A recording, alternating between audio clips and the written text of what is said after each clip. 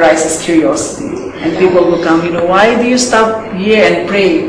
So things like this, can lead to bigger things. We cannot just tell them, read about Islam. But probably you want to share some example, some of the incidents you have where people started to question, there's a difference in your behavior. Did you have any of those? Like you started making the non-Muslims curious about you? Yeah. Did you have any experience like that? You want to share? Me? What? Like for example, you did something. But in your case, because you've been Muslim for 4 months, obviously, and you're surrounded by mostly Muslim. If you go home. If you go home, You will explain to them everything. Maybe I will feel the jihad for myself. Exactly. And you'll notice it probably when you start praying, and Maybe. people will notice, and they start asking questions about it. Because like now you have the obligation to share Islam. I mean, you have to share Islam with your family. That's my mom. And I told my mother, because she cannot see now, I told her, if inshallah God will help you, I told her, I will give you Quran and read this. Read it and don't read anything, just this. I told her, I will give you just... No, you will because see for yourself what's the difference. No, because now they are lazy to read. So you can give them information by verbally, not read. Because some they didn't accept it. Right. What is that? What is that book? So even now here, you go back home and issues like this come up. And now I started. I write a letter already. I threw my handwriting. I didn't send them my stops because I know they will not gonna read it. I send them a letter and about Islam. And also like for example, even your parents are non-Muslim. You still have to be very good to your parents. As a Muslim, you have to be really nice because you know that you cannot just because they're not Muslim and treat them differently because they're still your parents. Just and only inshallah, the religion we change, not right. our family. Just only the religion we change, not our family. They will see the light and they will also see the truth, and before you know it, you spread Islam in your family. All of us have been in Syria for some time now. How long have you been in Syria? A few weeks. I few think weeks. 2 weeks. You've been in Syria for 2 weeks. And you, how long have you been in Syria? Me 9 months. 9 months. And Sister The Marjorie? same. About 9 months. 9 months. I've been here for about a month now. And you want to share some experiences, how you feel? Because obviously before we came, for me, before I came to Syria, there was a lot of issues going on, about don't go to Syria, don't go, Iran there, stopping us from coming here. So now we're here, and we want to hear from you. For example, how do you feel being in Syria, and share with us what do you think of the Syrian? Well, I am more comfortable here than in my country. In Brazil.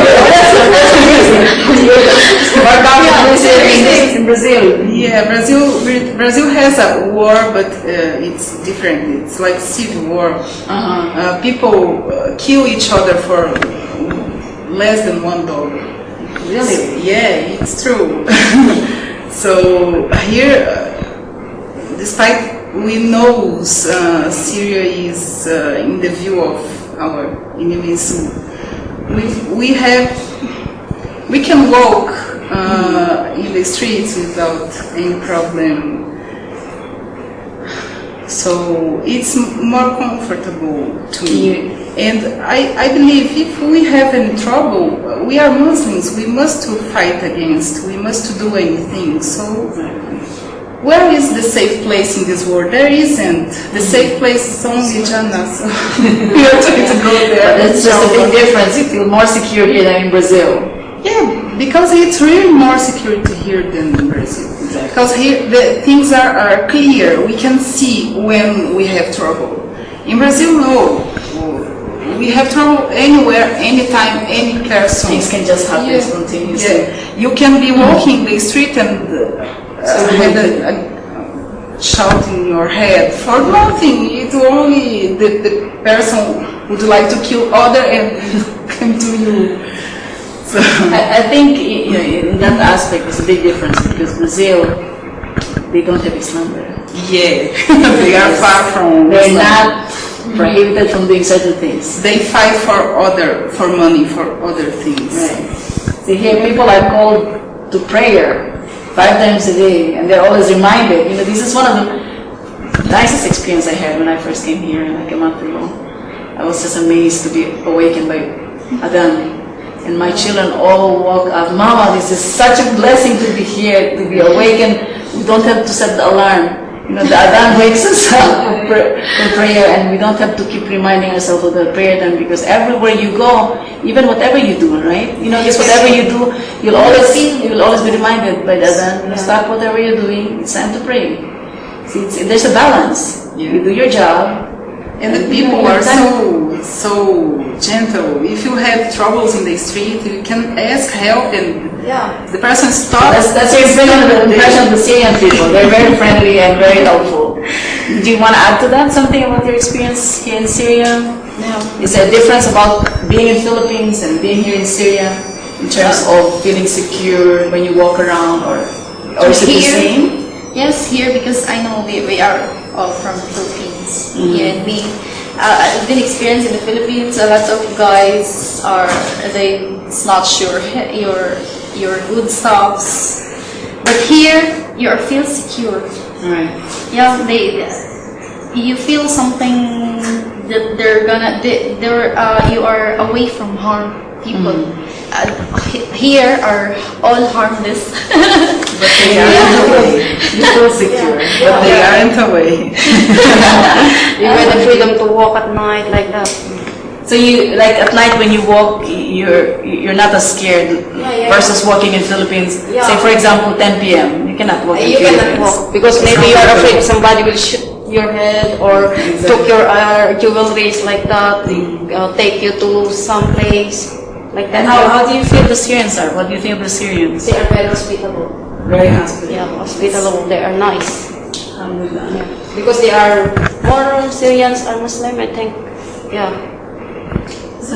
I have my own personal experience too. I have a son who's in a wheelchair, so he moves around. In Chicago, I'll never let him go anywhere. But here, alhamdulillah, 4 o'clock in the morning, he wheels himself to the masjid. He goes there and he comes back. He said, Mama, I never felt like so independent in my life. Because now he goes to prayer, I don't worry about him being monk. I don't worry about him being somebody who a drunk person will come and hit him. It's not in my head at all. So alhamdulillah, all these are blessings. And like I said, it's a blessing to be here. The atmosphere is different because of the Islamic environment, you know. Like we mentioned earlier, we're all here working. Like I'm here as a student, you're here as a student. But at some point you're reminded to stop whatever you're doing, and you know it's time for God. It's time to talk to Allah. So back home it's different. It's all work, and you get carried away. You cannot hear the Adhan. The Adhan is not Yeah. So in somewhere in Manila. they have this. It has in Quiapo, they have a place. I've been here once, and my agent told me you will hear this if you've been there. And now it's true. So you hear the Adhan here.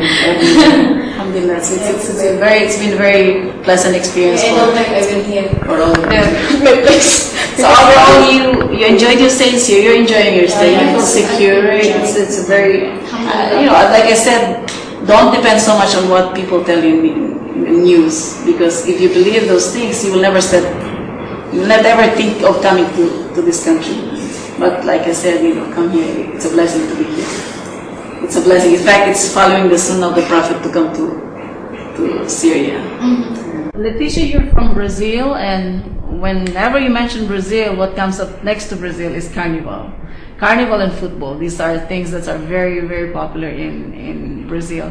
So if you could please share with us your experience.